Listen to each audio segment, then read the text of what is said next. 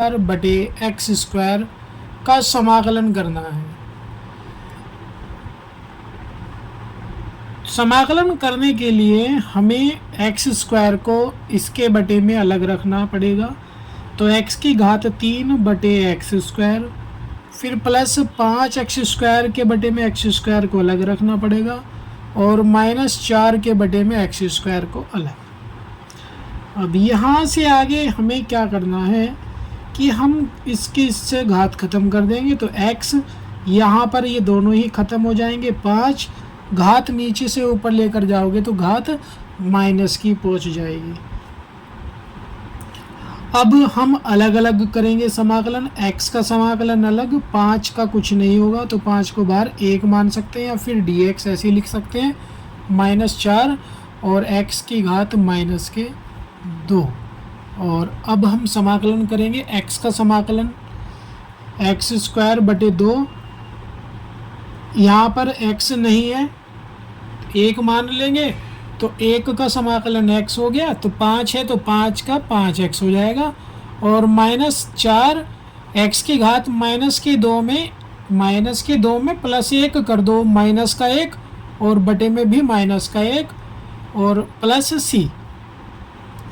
X square बटे 2 plus 5x। अब ये माइनस और ये माइनस प्लस बन गया। घात है माइनस की x की, उसको बटे में लिख दो, घात प्लस की बन जाएगी। यहाँ पर आपका आंसर। सवाल नंबर चलेंगे बच्चों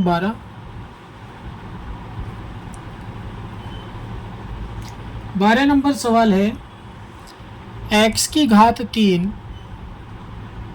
प्लस 3x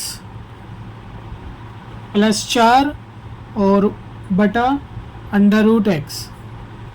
अब इसका समाकलन करना है तो इस जो अंडर दिया है अंडर रूट को घात में बदल दीजिए। देखो कैसे बदला जाएगा। आप इसको यहाँ से है ना सीधा भी कर सकते थे कि इसके बटे में इसको अलग और यहाँ इसको अलग। सेम है, अलग नहीं है कुछ भी। अब जब आप अलग करोगे तो x की घात 3 बटे x की घात 1/2 प्लस 3x उसके बटे में x की घात 1/2 प्लस 4 बटे x की घात 1/2। देखो डायरेक्ट भी कर सकते थे, मैंने आपको बोला कि आप इसके बटे में इसको अलग, यहाँ और यहाँ अलग अलग पदों में आप इसको बदल सकते थे। अब हमने क्या किया कि इसको पहले x की घात 1/2 में बदला, फिर अलग अलग कर दिया। अब यहाँ x की घात 3 है और यहाँ पर x की घात 1/2 है तो घातें कैंसिल होंगी, घटेंगी। जब आधार एक जैसे होते हैं तो घातें आपस में घटती हैं। तो 3 में से 1/2 घात घटाएंगे तो घात बच जाएगी 5/2 प्लस 3। यहाँ एक घात है, इसके ऊपर 1/2 है तो x की घात 1/2। घात ऊपर x की कुछ नहीं है, 0 मान लेंगे, x की घात 0। या फिर आप इसी को सीधा ऊपर लेके जाइए तो चिन्ह बदलेंगे, घात माइनस की हो जाएगी। अब आप यहाँ पर समाकलन करेंगे, इसका समाकलन अलग, इसका अलग और इसका अलग। चिन्ह पुराने सवाल के जैसे अलग अलग न लेकर आप इसको सीधे तौर पर भी कर सकते हैं। अब जैसे कि x की घात 5/2 है, उसमें x की घात n वाला नियम लगाएंगे तो 1 जोड़ना पड़ेगा 5/2 में, तो ये हो जाएगा 7/2। अब x की घात 7/2 तो बटे में भी 7/2 ही आएगा और जमा यानी कि प्लस 3 और x की घात 1/2 में 1 जोड़ दो 3/2 और बटे में भी 3/2। अब प्लस 4x की घात 1/2 बटे में 1/2 और प्लस c, 2 ऊपर जाएगा तो 2/7 x की घात 7/2। फिर यहाँ 3 से 3 कैंसिल हो जाएगा, 2 ऊपर जाना ही है अब भी, तो 2 x की घात 3/2। अब 2 यहाँ ऊपर जाएगा तो 4 दूनी 8 और x की घात 1/2 है तो आप उसको अंडर रूट में भी लिख सकते हैं या फिर x की घात 1/2 भी लिख सकते हैं और प्लस c। ये आंसर। सवाल नंबर 13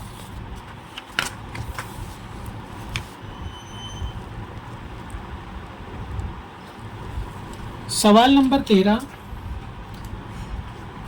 x की घात 3 minus x square plus x minus 1 और उसके बटे में x माइनस 1।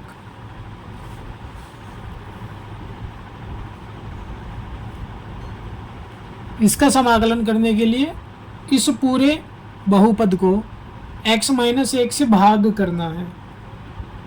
x की घात 3 minus x square plus x minus 1 को भाग करना है x माइनस 1 से। या फिर आप ऐसे भी कर सकते हैं कि इस पूरे बहुपद के गुणनखंड कर लो। जो भी गुणनखंड बन सकते हैं वो बना लेंगे। तो चलिए मैं गुणनखंड करके दिखाता हूँ। इसमें से कॉमन एक्स स्क्वायर आ जाएगा, तो x माइनस 1 बचेगा प्लस 1 और x माइनस 1 और उसके बटे में x माइनस 1। अब x माइनस 1 कॉमन, यहाँ बच गया एक्स स्क्वायर प्लस 1 और उसके बटे में x minus 1। x minus 1 x minus 1 cancel हो गया, एक्स स्क्वायर प्लस 1 ये बच गया। अब आप इसका समाकलन कर दो। इसका समाकलन x की घात 3 बटे 3, क्योंकि 2 में 1 जोड़ेंगे तो 3 हो जाएगा बटे 3 प्लस 1 का समाकलन x और प्लस c। देखो सिंपल सवाल था बहुत ही। सवाल नंबर 14। सवाल है 1 माइनस एक्स और अंडर रूट एक्स। इस x को मतलब रूट x को अंदर गुना करके लेकर जाना है, एक बार इसके पास एक बार इसके पास। तो जब आप यहाँ गुना करेंगे तो x की घात 1/2 डायरेक्ट बना दी मैंने, बदल दी घात, क्योंकि अंडर रूट होता है, अंडर रूट का मतलब 1/2 घात होता है। तो x की घात 1/2 माइनस, जब आप इसमें इसको गुना करेंगे तो x की घात 3/2 हो जाएगी, क्योंकि इसके ऊपर एक घात इसके ऊपर 1/2 तो जुड़कर हो जाएगी 3/2। अब समाकलन कर देंगे इसका समाकलन 3/2 और उसके बटे में 3/2 माइनस इसका समाकलन होगा 5/2 और बटे 5/2 और प्लस c, 2 ऊपर जाएगा तो 2/3 और x की घात 3/2 माइनस 2 ऊपर जाएगा 2/5 x की घात 5/2 और प्लस c।